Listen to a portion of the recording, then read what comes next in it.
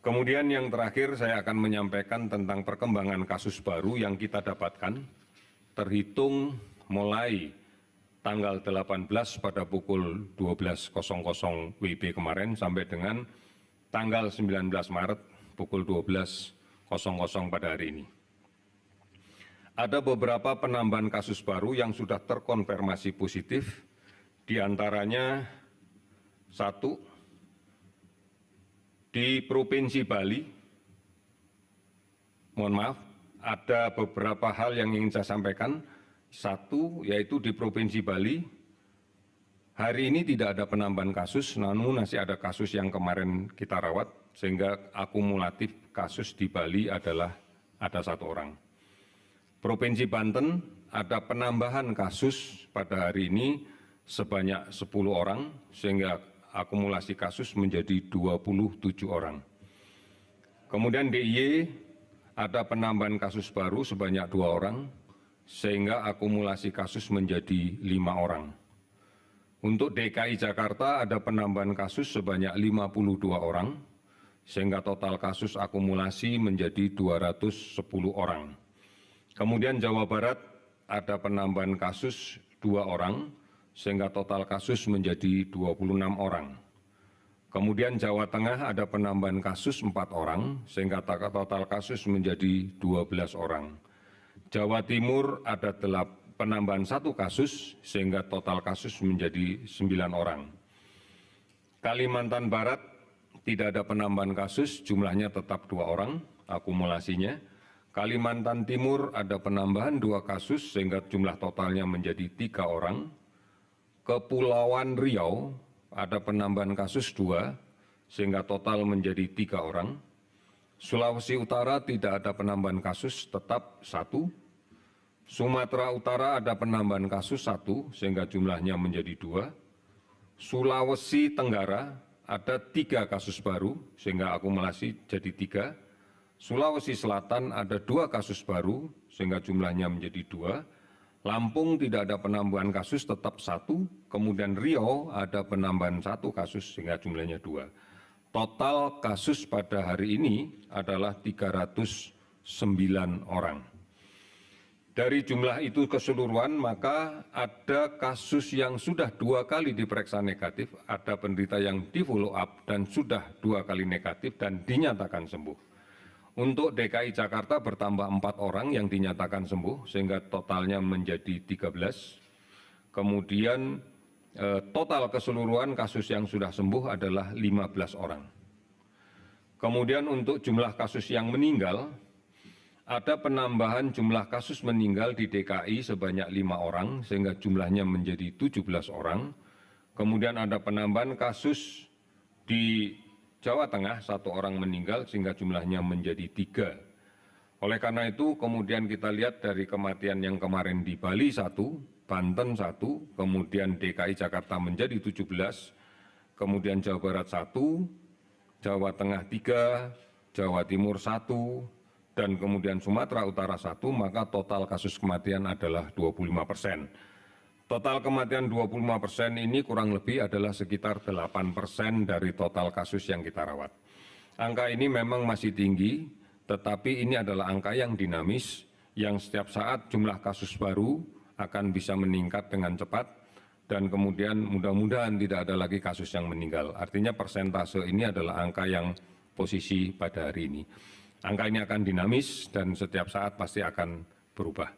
Beberapa kasus meninggal yang kita dapatkan adalah pada bentang usia sekitar 45 sampai dengan 65 tahun. Ada 1 kasus yang meninggal pada usia 37 tahun. Kalau kemudian kita perhatikan faktor yang lain, maka hampir seluruhnya memiliki penyakit pendahulu atau komorbid, dan sebagian besar adalah diabetes, hipertensi, dan kemudian penyakit jantung kronis. Beberapa di antaranya adalah penyakit paru obstruksi menaun. Ini yang kami laporkan pada hari ini. Untuk total kasus sekarang terlaporkan ada 309, dan yang sudah sembuh ada 15 orang, dan yang meninggal 25 orang. Terima kasih, selamat sore.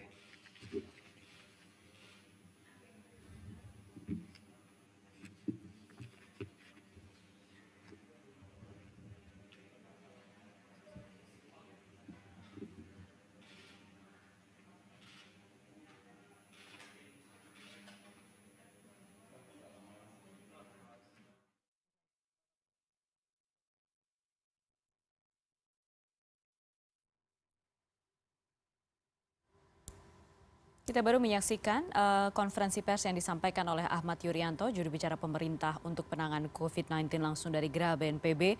Dan sudah disampaikan hingga hari ini menanggapi beberapa informasi yang tersebar di berita online dan juga media sosial. Hingga hari ini belum ada obat dan vaksin COVID-19. Kemudian sebagian besar pasien yang sembuh karena faktor imunitas. Total hingga hari ini di seluruh Indonesia terdapat 309 kasus positif COVID-19. Meninggal dunia sebanyak 25 orang dan 15 orang dinyatakan sembuh. Artinya fatality rate di Indonesia 8%, termasuk yang paling tinggi di Asia Tenggara. Kemudian ada beberapa cara atau hal yang sudah diambil pemerintah untuk memastikan penurunan COVID-19, persebaran COVID-19 terjadi secepatnya di Indonesia. Yang pertama soal social distancing, kemudian mengatur jarak antar orang, kemudian melakukan gaya hidup bersih, rajin mencuci tangan, kemudian juga melakukan tracing, pelacakan mereka yang pernah kontak atau pernah bepergian dari negara-negara yang menjadi epidemi COVID-19. Lalu juga dalam waktu dekat pemerintah akan melakukan screening massal COVID-19. Ini juga disampaikan pagi tadi oleh Presiden Joko Widodo setelah melakukan rapat terbatas kabinet. Presiden Joko Widodo mengatakan akan menggelar rapid test COVID-19 secara massal.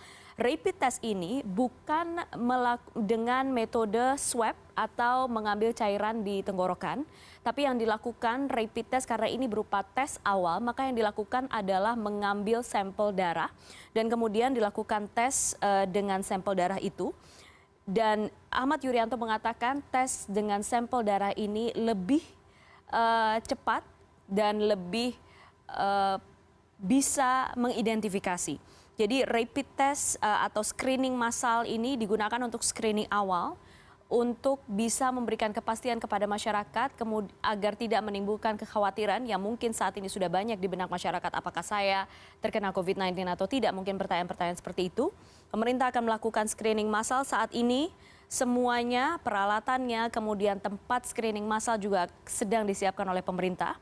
Dan apa yang terjadi setelah screening massal? Ahmad Yuryanto mengatakan tadi setelah screening massal jika ditemukan kasus positif tetapi tanpa gejala atau gejalanya ringan, maka ia akan dilakukan atau orang tersebut akan didorong atau diimbau untuk melakukan self-isolation di rumah. Kemudian akan dilakukan pengecekan kesehatan secara berkala oleh puskesmas di tempat ia tinggal. Bagaimana? Begitu juga bisa melakukan follow up atau pemeriksaan melalui aplikasi, tadi disebutkan aplikasi Halodoc. Kemudian apa yang terjadi jika screening tes darah menghasilkan menunjukkan ada gejala yang sedang hingga berat. Gejala sedang hingga berat kemudian langsung dilakukan tes swab atau mengambil sampel atau cairan tenggorokan. Yang dilakukan kemudian adalah tes PCR. Setelah itu kemudian mereka yang memiliki gejala moderat dan berat akan langsung dibawa ke sarana rawat inap. Demikian hasil atau konferensi pers BNPB yang disampaikan oleh tadi juru bicara pemerintah untuk penanganan COVID-19. Demikian CNN Indonesia Breaking News, saya Putri Ayu Ningtyas, terima kasih.